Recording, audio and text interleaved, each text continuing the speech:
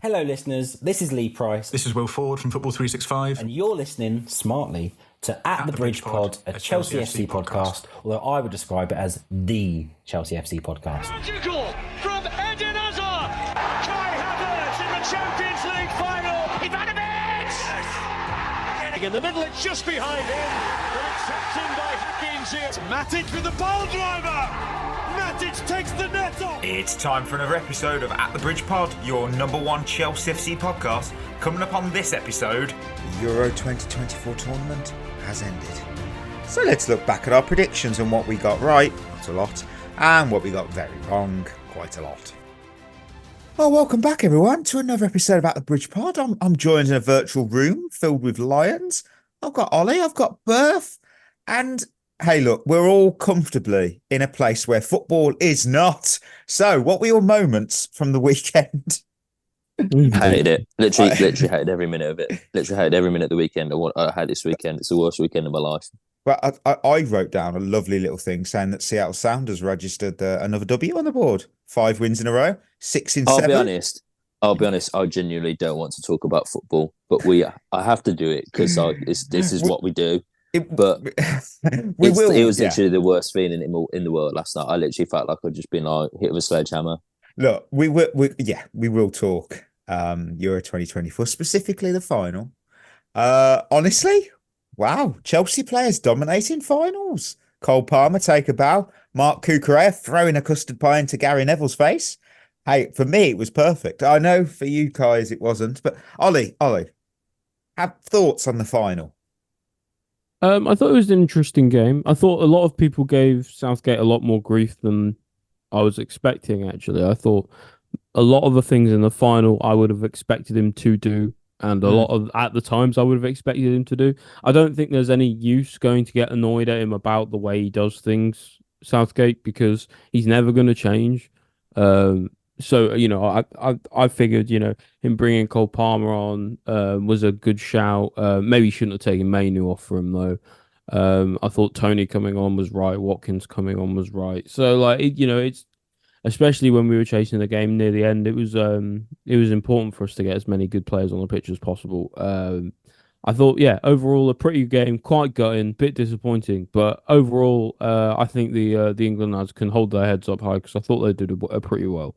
And to get to another final, listen, it's not a trophy, but it's the next best thing. I think I'm not going to be cruel. I don't get why Cole Palmer didn't start because he was clearly better than Foden, for an example. And I don't pay much attention to the England team, but I gather that Southgate seems to want to fit in Foden, Kane, and Bellingham into one team, and it doesn't seem to work when you kind of need to build around a particular individual. It kind of reminds me of the golden generation where it was like, let's force Lampard, Gerrard, Beckham, and all these players into a group and just hope they're individually great. So it was great. It was great to see Cole Palmer score an absolute world-class goal, which he just does. Just does it. It's incredible. I've got to give him credit. I mean, Berth, you've got to admit that when Palmer played, wow. Yeah, I mean, he really is just an absolute it's ridiculous. Game changer, isn't he? I can't compare it to this, how we feel about Cole Palmer now to this time last season. It's ridiculous. I actually genuinely think he's unbelievable. He's our next, not just Chelsea, England's best next big time player. You had your Beckhams, your Rooney's, your Shearers. I think Cole Palmer's that guy now. I think he's going to be that guy. I think when he came on, every game he's came on, he's looked threatening. He's looked lively. Yeah. Took a really good penalty in the penalty shootout, which he buried. Assist for Ollie Watkins' goal in the semis. And in the final, obviously scores a great goal. I never doubted it. As soon as it came to him, I went, this is in. And he put it in the back of the net. And he's wild. Just... I mean, it's cliche now. He really is ice cold. But also, he really is that guy. He's so else. Good. He's good. Really good. I mean, I've got to say as well, I have to. Gary Neville probably should just stop giving opinions when Spain play, because I remember at the World Cup, back in the Qatar World Cup, he said that the team was okay, but there was no goals in it. And that was before they went and won 7-0 against Costa Rica. And of course, what did he say? He went, there was something missing from Spain that makes you feel they won't go all the way. And then he pinpointed Cucurella as being one of the reasons. And oh my word, if it couldn't have been more poetic that Cucurella was the player that provided the ball, the assist for the winning goal. For him, we are gonna, if we get it right, we've got Cucurella, we've got Palmer. They're so on form. I really hope we see it in the Premier League because we could have something. We could have something. If I'm Chilwell, like I said, I still think I'm calling up Mason and going, get me to Man United. Mount and Chilwell together again, because I don't see him getting into this squad. The 11, not squad. I do not see. But hey, we'll see. We'll see on it. I mean, we got news. We haven't got any shout outs this week. No Cheva shout outs. So hey, I know I was gutted, which is selfish. Just give us praise. We want it. But genuinely, give us a shout. If you give us a 5-star review, we will give you a shout out. It means so much, and we appreciate it, and it does help us grow as a platform and bring more people in, which is always good. And of course, there is a bit of news, just a little bit. So over the weekend, it was revealed that Chelsea are one of 4 clubs looking at Rennes midfielder Desire Doue. Desiree Doue? I don't know. I should really Google Doue. He's a Football Manager legend for me, by the way. He's honestly so good on Football Manager. Rennes want 50 million, and I'll be honest, because I haven't played Football Manager in a while, or FIFA. I hadn't heard of him, so I had to do some research, and I found out that Bayern made an initial offer of 35 million euros. That was rejected. And Doue, I don't know whether he's interested in that, but PSG are expected to make a bid soon. Again, PSG are going to have the financial power behind them. He's got inexperience, but he's got versatility and a unique set of skills, making him apparently this highly sought after player. Sounds like I'm describing someone from the Taken Liam franchise. Neeson. Yeah, Liam Neeson. He's got a highly sought set of skills. But look, he's been with Rennes since 5. He broke to the first team in the 22-23 season. He's become a key player. And his goal and assist numbers are a bit modest, but apparently his game is excelling in other areas, and he's known for tricky footwork and some athleticism. And Doue is a top performer in progressive carries, ranking in the top 2% of midfielders in Europe's top leagues for the 22-23 season, which is something. Wow. I mean, I'm not even going to pretend I know a lot about him because I didn't. That's why I did the research. I mean, what do you think in general on him? And I mean, 50 million though. I actually see him less of a midfielder and more as a winger. I think he's kind of got that touchline winger dribbling style. Very Eden Hazard-esque, I would say. Low centre of gravity. Likes to take his man on as well. And really good in tight spaces. So, yeah, I mean, if we could pull it off, it would be one hell of an end to a window, I think. Berth? Yeah, I mean, I can't say I've watched much of him, to be honest with you, but it's a proper Chelsea signing, isn't it, of the past 2 years? That just a young guy, versatile, 50 million price tag. It's just a proper Chelsea signing. If you're going by Football Manager, he's a second coming of Zidane, but we're not, sadly. But yeah, I personally think he'll stay in France. I think he's going to go PSG, in my opinion. But we'll wait and see. I've got no excuse to not know about him this summer because he's in the French Olympic squad for the football, so that would be something I can watch. So yeah, look, yesterday was the Euro 2024 final, and that concludes an awesome, boring, worst ever, best ever tournament. Select which one's most appropriate to your opinion, listener. And that means we get to look back at our 2024 predictions. Oh, it's always fun. No. It's like the laziest episode ever because we just look back at an episode and go, we suck.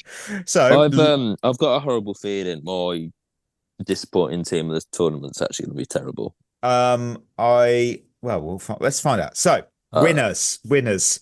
I put Portugal to beat France in the final because that was the predictor. Well, that was very wrong. You had France, Berth, and Chris and Ollie Berth and Ollie had France and Chris had Germany. No winners. No. We can't even try to save face there. I mean, no. I got a semi. Well, sorry. Wow. That's Stop telling us about what you do in your own time, but that. Please edit that out. Please edit that out. Oh man. Please. and That is actually, Berth, the most. it's we've got Sebby. We Sorry. we did Yeah. we did indeed. Me and Ollie have both got to say, mate. Nice. So, we named the 4 semi-finalists. We did reasonable here, reasonable. So we all had, apart from Ollie, Germany, Portugal, France, and England, and that didn't happen, did it? So I should have pulled up the semis here, and it's not. You can all have a laugh. Ouch, sounds painful. I know. I was trying to pull it up, but on Wikipedia it didn't help me. So It's just getting worse. it just gets. It's so many sound drops are coming. So many. So dear. groups. I'm getting really bored of this. Shit's gone. You know what? I'll go on FOTMob. Not a sponsor, but they're more reliable. So let me click on that. Oh, look at that. I have to say though, when Chris isn't on the podcast, it all goes. It goes to shit. So we all had England, apart from Ollie, but he saved face. Don't worry, because he went with Spain, Italy, Portugal, France. Well, it was Spain and France, so that's 1 point. That's 2 points for Ollie, and then Netherlands and England. So yeah, Ollie kind of. Yeah. We're all equal. Could Let's be be worse. honest. Yeah, I mean Italy didn't. No. They got knocked out very early in the round of 16, so but you saved it with France. I feel with Spain, I feel you balanced it out. Right. How will England and Denmark fare? Well, everyone said Denmark will get knocked out by Germany. They did. England, semi-finals for both Chris and Berth. Same with me, and Ollie went quarters. So we were all wrong. We're not doing very well. We are really sucking. I think a lot of people expected England to go far but not win it.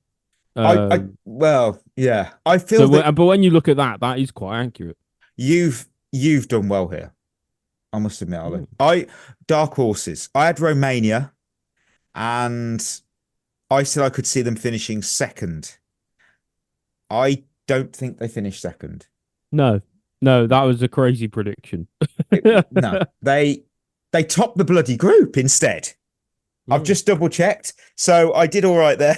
But no, the real winner. But Berth had Hungary, which that didn't. Yeah, they were do well. disappointing, weren't they? Knocked Scotland out though, didn't they? That's true. Chris had Switzerland, which I feel is respectable because they got they to the quarters. They had a Yeah, good that's tournament. decent. Yeah, Ollie's won this. Turkey. Yeah, I think they were the very good. best dark horse team. Yeah, it was. 100%. I think either them or if you were going to pick Georgia, maybe. Yeah, I mean they got knocked out to Spain, but they played quite well. Yeah, Beat Portugal. Yeah, well, that is true. My winners, a big scalp. Big nation flop. We're allowing 2. I put it was a toss up between Italy and the Netherlands. Yeah, sort of half a point. Yeah. Yeah, like Italy did disappointing. flop. They got knocked out in the round of 16 because I did put. We all knew it was hard to get knocked out in the group. Ollie had England and Germany. I will allow.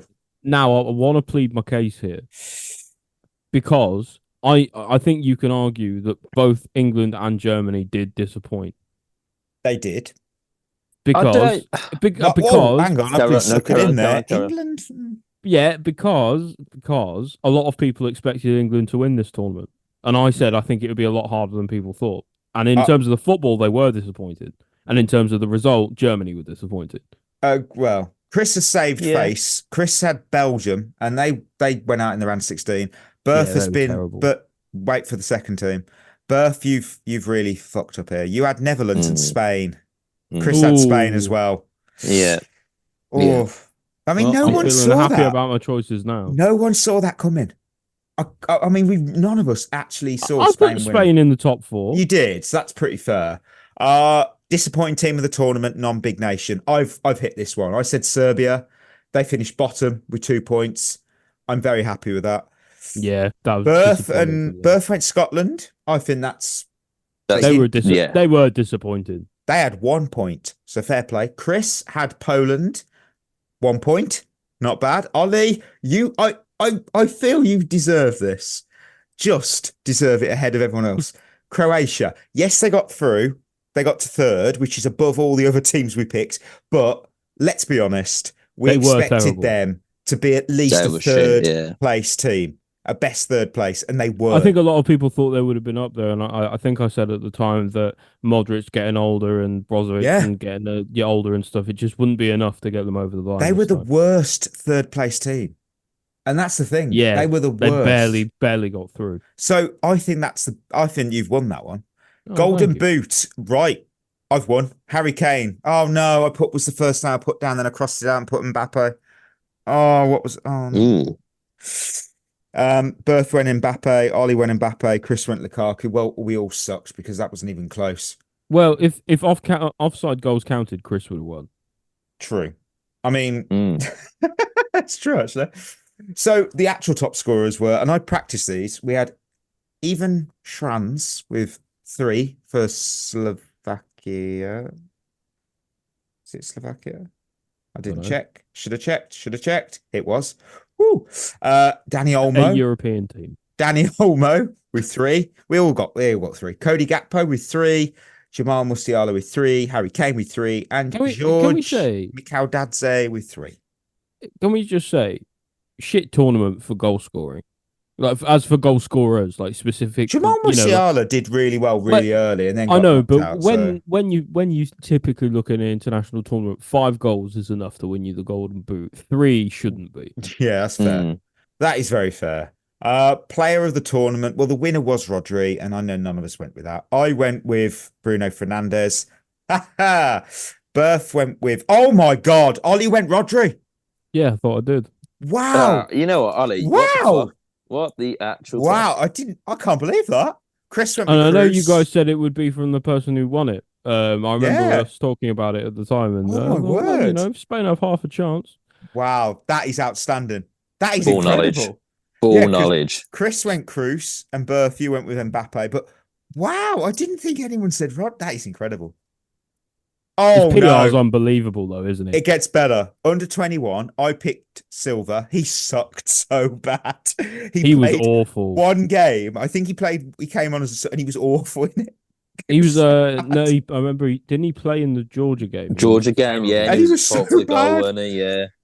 Berth went Sesko. Chris went Bakayoko of Belgium. Ollie, who did you go with? Your mouth. You did indeed. Yeah, and he Wow. really did shine at the tournament, didn't But he? you've got him correct. Like, spot on. Yeah, But yeah, that I is- know. It seems so. Him Wow. and Rodri. Not bad, is it? Wow. Full And knowledge. finally, best dressed manager, sponsored by the Ryan King, because he was his suggestion. I went with Murat Yakin. It was reasonable. Berth, Nagelsmann, and Chris and Ollie went Montella. We all know it was the Poland team manager, who I've totally forgot his name, but he was incredible. And oh dear, I can't pronounce that name. Mykhailo. Go with Mitchell. I think Mykhailo. I'm not saying his surname because I'm going to butcher it, but the Poland team manager, he looked incredible. Mykhailo, the Poland manager. Hey, look, everyone knows I'm useless with this. I think, you know what? Out of all those predictions, I think Ollie, you've won that. Yeah, That do you know was- what? I think that was I've done Fair much play, better than Ollie. I thought I would. Yeah, you've Fair play. you've beasted that. Well played. Fair play. Thank you. Quaresma's questions. See, it's a shorter episode today. That's why I've filled it up with questions. Quaresma's questions. So we've got Dylan, who's asked, if you could have your say in who we start with the price tags being irrelevant, what will start in 11 for next season? I mean, I'll say mine. I've got 4-3-3. Based off what we got now, I can't start signing players. I've got Petrovic in goal. Yeah. I've then got a back four of Cucurella, Colwill, Fofana, and Reece James. I'm assuming everyone is fully fit and raring to go at this stage. Yeah, I think that's a fair assumption. I would probably go with a similar back four to that. Yeah, I think I'd go the same back 4, yeah. Midfield 3. Now, I know this is where contention's going to come in. I've gone Enzo, Caicedo, and Dewsbury Hall. Yeah, that's probably what I imagine think who I'll will go start. Gallagher. I think I'll go Gallagher instead I of don't- Dewsbury Hall. I don't think Gallagher's going to Okay. start. I think he'll be sold. Yeah, I don't think he'll start, Mikey's right. but I that'd be my preferred. I think I'd rather have Gallagher than Dewsbury Hall at the moment. Okay. And the front 3, I went with, assuming all fit, Nkunku, Jackson, and Palmer. It's got to be, Yeah. surely. I can't Yeah, it has to find be those any. three. Yeah. Nobody's sticking Sterling or Mudryk in, are they? No, we're not doing that here. No. I mean, they're in the last chance saloon, so hopefully they'll make it back in time. And finally, Matthew, who asked via Discord, what do you make? And this is one for Berth, actually, because it's your favourite. What do you make of the absolutely brutal comments of Frank Lebeouf blasting Mudryk as a lost cause who should be immediately sold? We all know Mudryk has been disappointing, but how is it helpful to have former Chelsea players lambasting him in the press? While Frank... Lebeouf has just got a chip on his shoulder, I think. He's really just been hounding the whole club, generally speaking, for quite a while now. Oh, I've no, yeah. He does add on. He says, while Frank is entitled to his opinion, there seems to be an extra edge to his criticism of Mudryk that, in my opinion, is over the line. It's a weird one. He's very harsh on him, specifically, but he is overly harsh about Chelsea, Lebeouf. Like he said, he hates us. A lot of people. I think there was times where he said Jackson wasn't good enough. Talking about the midfield, like Enzo and Caicedo, I think he's called them not good enough multiple times. I think he comes for a lot of people. I don't think it's just for Mudryk he's usually coming for. The thing is, as well, though, it's the thing with some ex-pros like Rafael van der Vaart. Did you see his comments about Declan Rice yesterday? He said that about a few players now, and it's like some of these ex-pros, whilst I respect them as players, it feels some of their punditry is just to get eyeballs on them. They can't stay out the limelight. And I feel like, whilst I respect Van der Vaart and a great player, I think sometimes he just goes way too far. You could say you don't like a player, but to go that far, I just think he is attention-seeking. I really do think he is. He can be constructive. That's not constructive. I just think he's been very harsh. I think it's a way to just keep himself in the limelight, in my opinion. Yeah. I did miss it originally. I did miss this one, Jeff. But now I've taken I did take some time to look into it.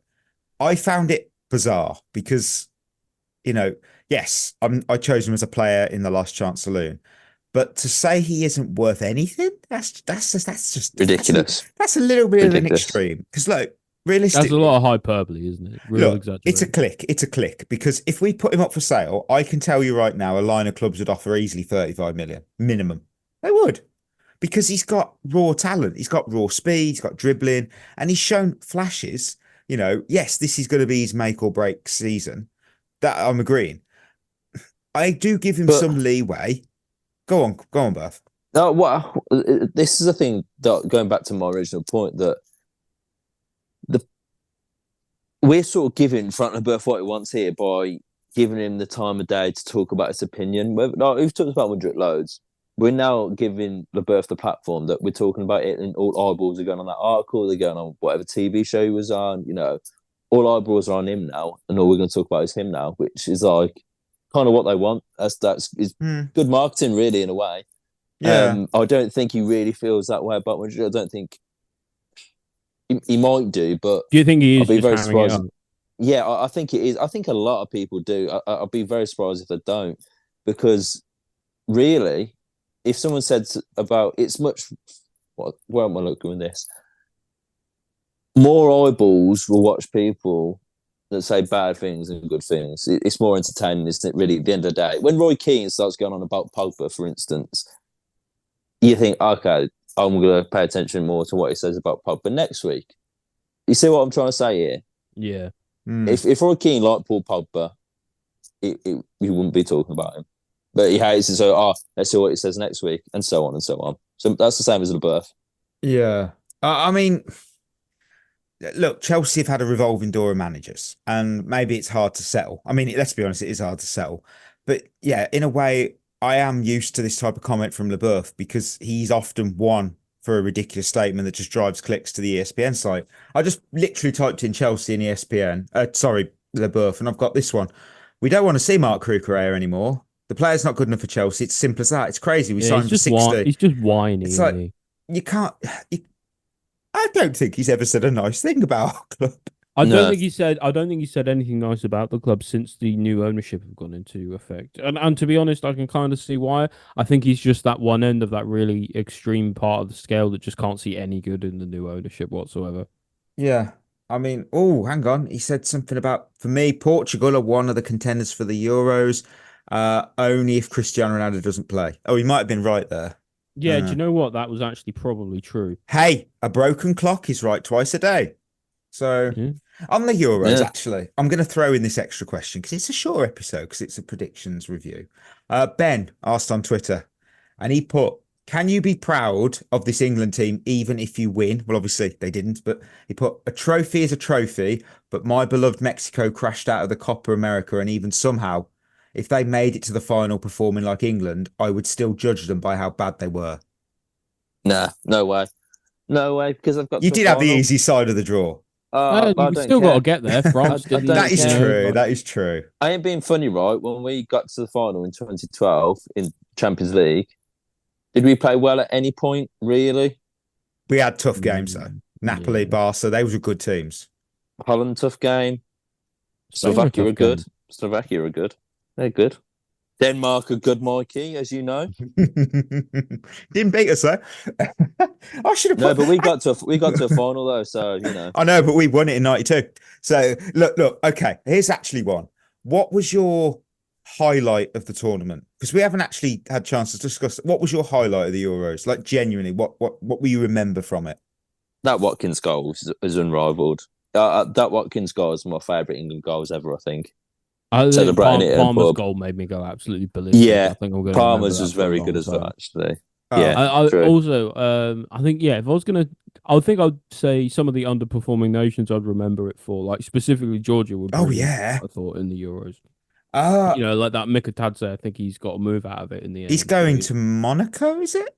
Or is it Lyon, Ajax? something like that. Ajax, like some kind of middling, Europa League, lower Champions League level team, like decent teams. It's just nice to see players like that get moves and it not necessarily be to Chelsea in case it doesn't work out. But yeah, I think there's been a lot of good little team performances. I mean, Austria were way better than everyone thought they would be. Romania were better than everyone thought they would be, and a lot of the big teams were worse. Like we talked about Croatia and Belgium and the like. So like it was nice to switch it up for a change. Oh, he's gone. They activated their buyback clause. They activated their purchase option. Mets did. So he's gone to there. Right.